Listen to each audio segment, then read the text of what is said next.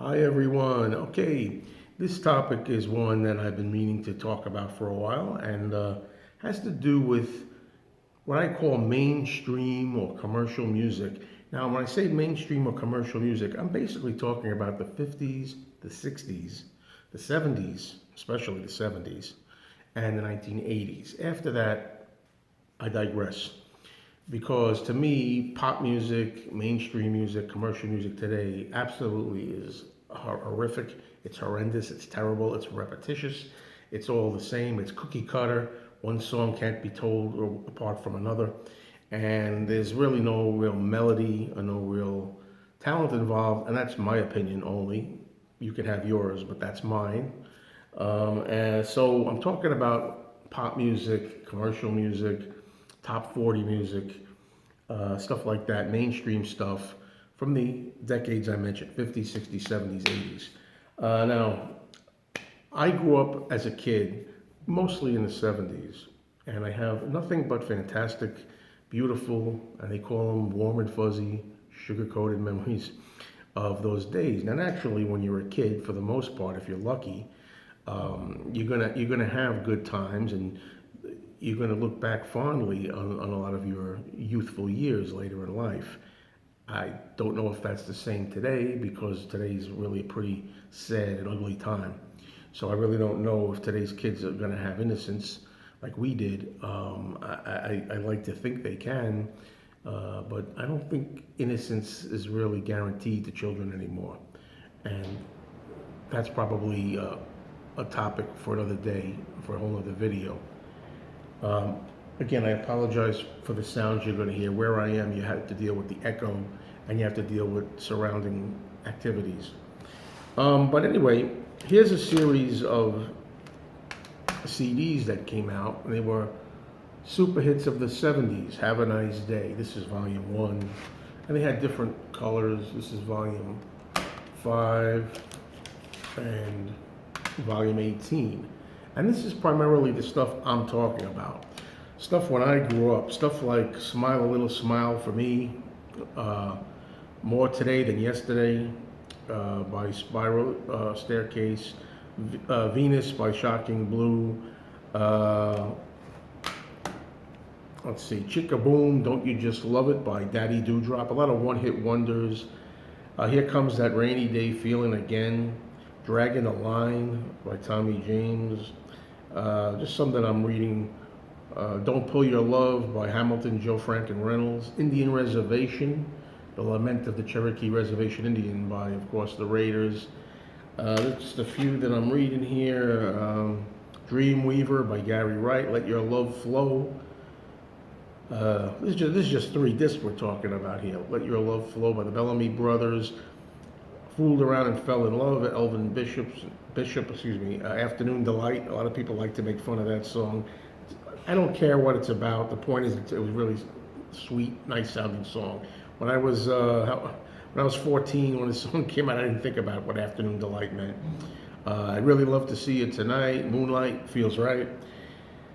Shannon. You can go on. There's millions of these songs, and at the time, growing up with stuff like that, I was the right age, admittedly. Admittedly, I was the right age. I mean, in 1970, I was 8 years old. So those songs from when I was 8, 9, 10, 11, 12, primarily I find from the period 1970 to like 1976 was such happy, for the most part. I know there's exceptions. I don't need people telling me, oh yeah, what about this song? What about that song? You can always cherry pick the exceptions. But for the most part, you would turn on the radio, and I know where I lived in New York at the time, it would be 77 WABC, ding, and it would be like, hello, love, Ron Lundy, what a beautiful day it is. And you just feel good. It was like a happy thing. It wasn't this kind of like everybody listens to their own earbuds, everybody listens to the depressing Sirius XM music channel. You're sitting in your house listening to yours. I'm sitting in mine listening to what I'm listening to. We're all apart, and not together. This was a very communal experience. Everybody was listening to this stuff. Everybody was together at the beach, at picnics, and everybody had a radio, and we were all enjoying the same things. Uh, hearing all kinds of stuff. I could name a lot of stuff. I don't know, Hitching a Ride, Vanity Fair. I mean, a lot of stuff. The night they drove Old Dixie Down, the version by Joan Baez. I mean, it just was a lot of good pop stuff, and that stuff today is non-existent on pop radio. It's just repetitious, robotic, manufactured, off the presses, soulless nothing. Uh, but what I'm really getting at in this video is why, I wondered, are people so against, some people are against mainstream commercial pop music. I noticed that when I show a lot of those kinds of albums or records that I buy, people will, in the comments, not everybody, but a lot of people will say, oh, this stuff is just pure saccharine sugar crap. I don't listen to that garbage. Stuff like the Archies, sugar, sugar. I mean, that's about yummy, yummy, yummy. I got love in my tummy. I mean, some of them I know what you're saying, and granted, I was the right age for these. I was just a boy, so it was good. I mean, if I had been 21 or 22 at the time these songs were big, maybe I would also say, what the hell's going on here? But it was a good time to listen to stuff like ABC by the Jackson 5, Sweet and Innocent by Donny Osmond. These songs have a melody, they have catchy lyrics, they have a beat. You could tap along to it, you could hum it, you could whistle it.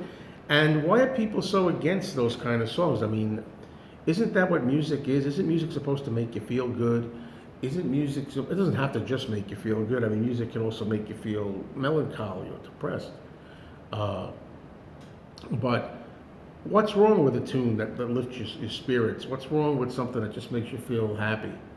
And boy, can we use that today in this world. But I see no problem with a formula like that. Maybe it's because a lot of people who condemn this stuff criticize it. Maybe it's because they think it's too easy, like there's nothing involved, you just knock it off, dash it right off, 1, 2, 3, and they think there's nothing really, I don't know,